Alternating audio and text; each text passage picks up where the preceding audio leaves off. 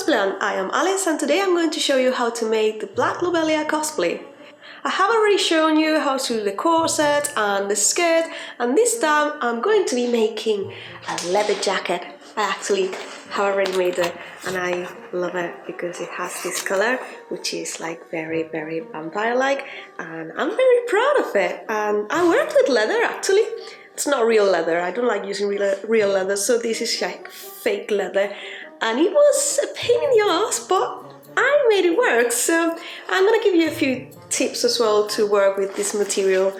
But yeah, overall, I was quite happy with it. So for those of you who don't know, Black Lobelia is one of the characters from an anime inside another anime because it's fun, because she is a cosplayer that makes cosplays from animes, and I am a cosplayer that makes cosplays from anime, so I thought it would be like quite fun to make her cosplays as well, because it's kind of like a feedback, like it just goes like it keeps rolling. It's kind of exciting, yeah. But yeah, Black Lobelia is this character which has turned into a villain, I guess, and is fighting her, I think it's her sister or something like that.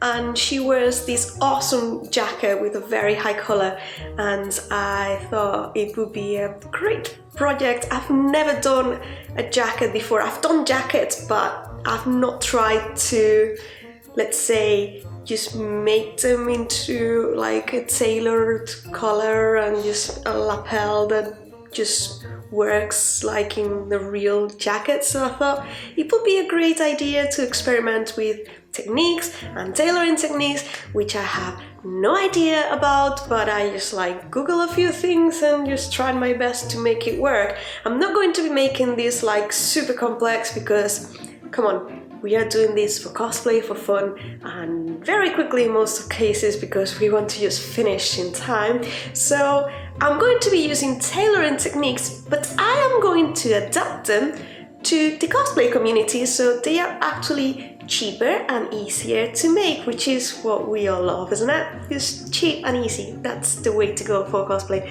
So I totally made up half of the things, like there is some, you know, background information that I got to make it work, but mostly I'm just experimenting with this. And as always, whenever I show you one of my tutorials, I do it because it is the testing phase of the cosplay. So if there is anything that's not quite correct when you download my patterns, because you can download my patterns in several sizes, like US 4 to 16 I think it is. So if you do download my patterns, do follow the instructions, because that will be the ultimate, I think this is the easiest way to do. So don't you always do what I do but what I say, you know, something like that. So yeah, I think this is a very interesting video with just interesting new things. At least I had a lot of fun making it, and I'm just going to show you what I make, and that's the video just going now, here. Let's start by cutting the pieces. I placed my pattern on my folded fabric and started adding seam allowances to it using a clear quilting ruler and tailor's chalk. As you know, my patterns come without seam allowances, so it is easier to modify them for future projects, and so you know exactly how much seam allowance you are adding. I am actually finishing some of the pieces with bias tape, so I will not add any seam allowances to the lapel or the top of the collar. Once I have traced it all, it is time to cut the fabric. As I mentioned before, I am using faux leather for this project, but you can also use heavy cotton or gabardine? What's that called? You can use other materials, it doesn't have to be this one. You just want to choose a fabric which is stiff enough to keep its shape, but not so heavy it won't go through your sewing machine. Have I mentioned yet how useful weights are for keeping your fabric from moving? As always, cuts are an option, just they are a bit more difficult to control.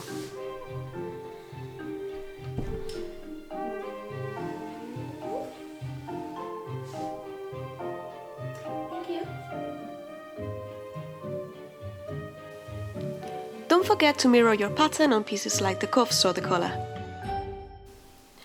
And once you're done with the leather, also cut the pieces for your lining. In my case, I used several pieces of cotton that I had left over from other projects.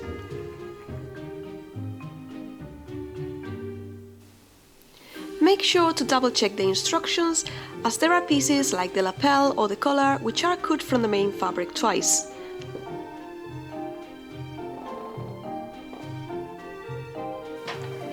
Time to assemble the pieces. Make sure you mark all the notches on your pattern to make them easier to assemble. For the front, there is a notch in the middle that you want to match first. Place the fabric right sides together and align the pieces. Notice that you want to align the seams. The top should look like this, and you will start sewing on the cross between both fabrics. This way, your seam will look straight when you open it. You can now carry on pinning the other side. You may need to shift your fabric slightly to make them match. If you don't get it the first time, just try again.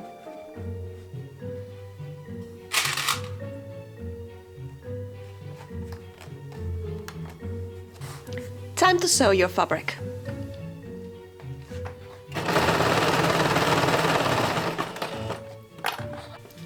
The back follows the same process.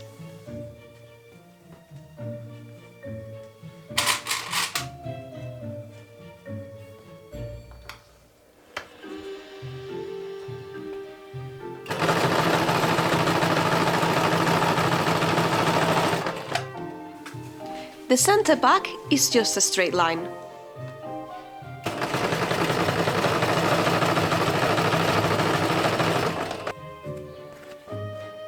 Of course, if we were to leave the fabric like this, it would be very unflattering with all those bumpy seams, so let's try to iron them. Keep in mind, I am using a material which is basically plastic, so I am covering it with a piece of organza to reduce the risk of melting. Using a medium setting, I will start ironing my pieces, but as this fabric is so thick, that won't be enough. If in doubt, get help from a book.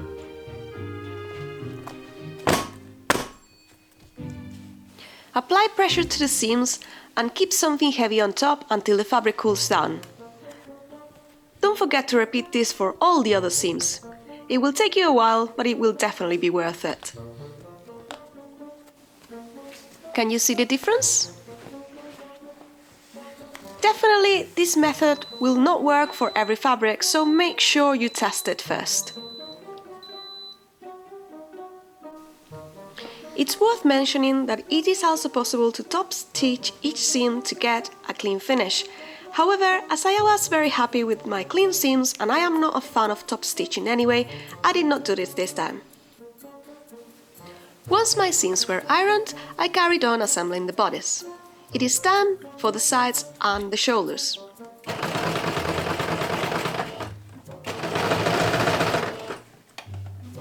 The sleeves are in two pieces, but they are very easy to sew into one.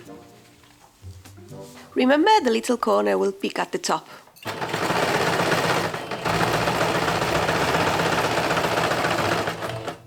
And now it is time to shape those lapels. I am using a relatively heavy interfacing to do this.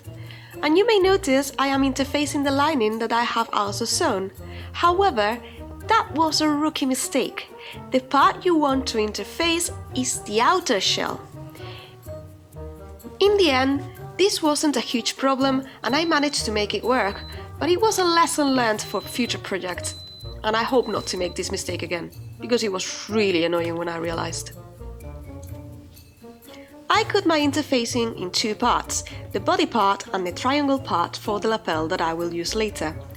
The body part is pretty much applied the old-fashioned way, just hit on top and straight on the board, nothing difficult. In tailoring, you use horse canvas, hand-stitched to create the curved shape. That's both expensive and time-consuming. Let's try to achieve something similar with fusible interfacing. I first overlapped my pieces of interfacing and fused the edge together with heat. Similar as how you do a line of stitches in the center to just have an anchor point. And here comes the fun part. I am going to try and fuse my interfacing with a curved shape. This will theoretically help my lapel to sit on the right place at all times. In theory. It took me a few tries, but I ended up with a reasonably easy technique in which I was able to fuse my interfacing while I was rounding the curve of my lapel. The easiest way to control it was by placing only the lapel on the table board while my jacket was hanging. I know it looks awkward, but it worked. Just make sure you turn it a little bit at a time so it keeps that curve. Following tailoring instructions, I also sewed a piece of cotton ribbon to the folding line. The one I had was a bit thick, so I used this fancy one instead. This is however still cotton. Do not use satin ribbon as it may not work. You want to place your ribbon from notch to notch and ever so slightly pull from one edge so there is a bit of tension on the ribbon. Theoretically, this should help your lapel roll. And somehow, it worked.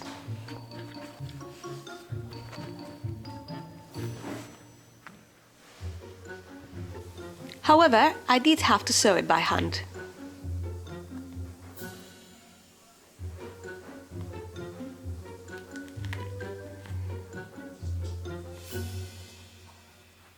At this point, you must be wondering, can't I just iron my lapel flat and skip all this nonsense?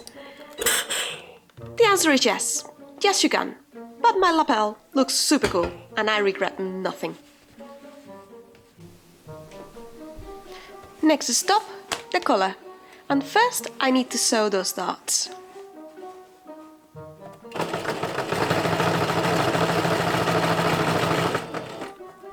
The outer part is going to need interfacing, and same as before, I decided to attach it in two parts.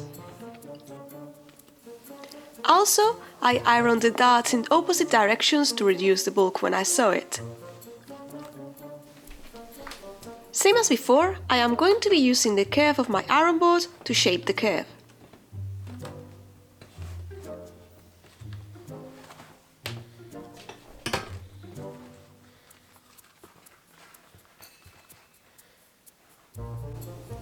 And I am also attaching some cotton ribbon to the folding line. Some final touches of heat, and I think this collar is ready. Looks quite cool, huh?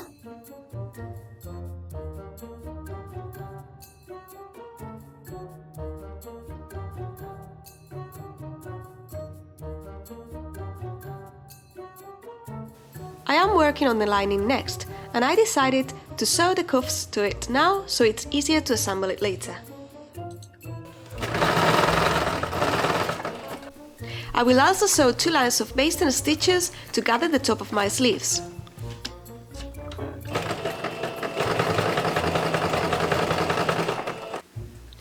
Then I fold my sleeves in half so I can make a tube. Make sure to align the seams at the cuffs.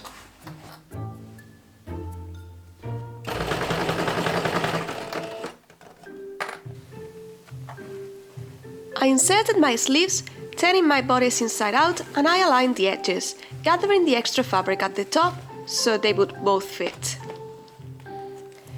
This fabric is just a little bit more difficult to handle.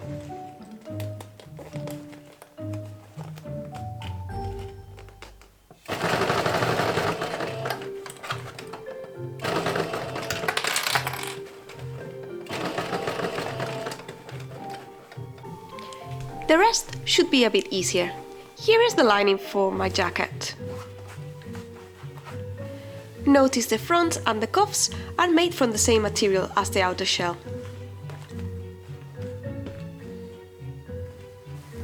To attach both parts together, I only need to put my lining inside the jacket.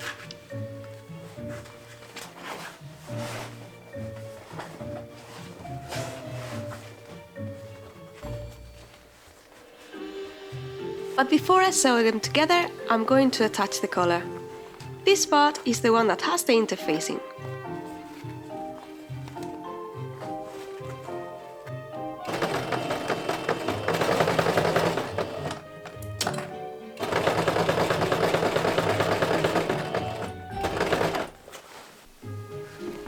Including the collar, I am going to sew together all around the jacket, but I'm going to leave the bottom open.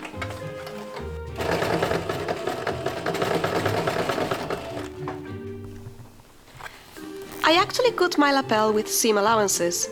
In a sense, it made it easier for me to attach the collar, but now I need to cut it off in order to attach the bias tape. I'm going to sew it and just cut the excess fabric.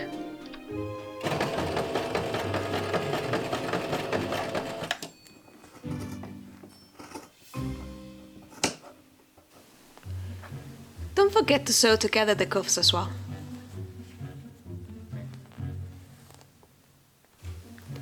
And for the collar, I am going to pin it and sew it from the outside. As my fabric is too thick, I won't be folding it inwards in this occasion.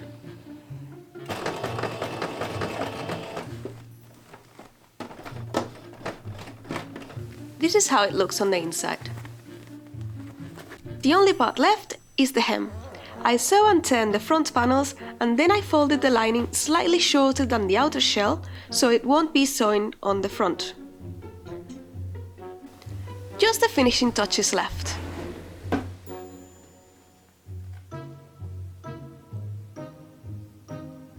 I am attaching bias tape to the edges.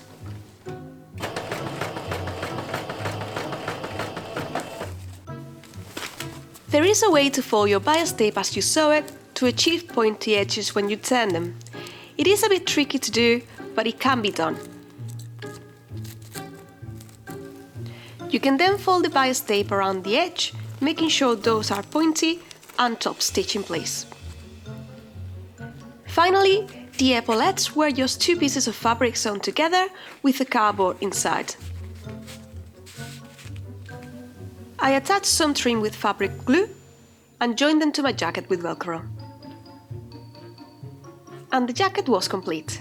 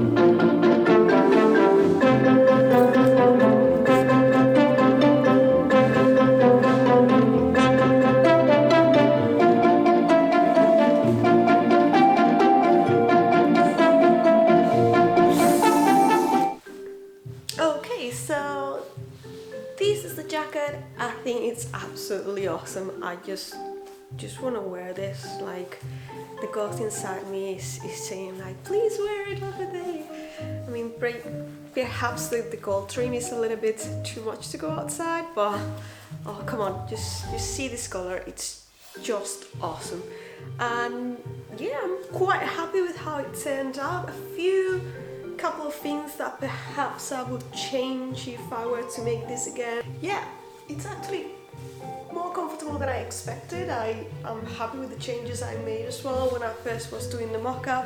Yeah, I was stupid enough to just do the nice bias tape on the outside instead of the visible side, which was a bit stupid.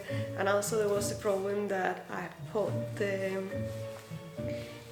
how do you call it, the interfacing, it's on the outer layer and it should be on this layer, but of course I didn't realized that when you turn it, like this side becomes the inner layer. So yeah, rookie mistake. I have not done that before with a jacket, and I did definitely not research it enough. So as I said, just make sure you check your instructions for your jacket if you are doing this, so you don't have the same mistakes and you don't do the same mistakes as I did. I'm super happy that this at the back there is these tabs, and I was very concerned that they were going to be too thick to go through with the sewing machine, but they also, it went like super easily, and it was great to work with this material, which is just leather, like fake leather, nothing special, nothing expensive. I think it's like £10 per meter, this kind of material, which is not a lot considering what it is. And yeah, I'm just made up, like it does fit me pretty well. I've made it so theoretically you could like not put a button, you could put a button because there's enough space on it, but theoretically so it closes, so I made it like a proper jacket. I know she wears it open all the time, so we'll need to see with the corset and with everything else how that looks, but it's a wearable jacket.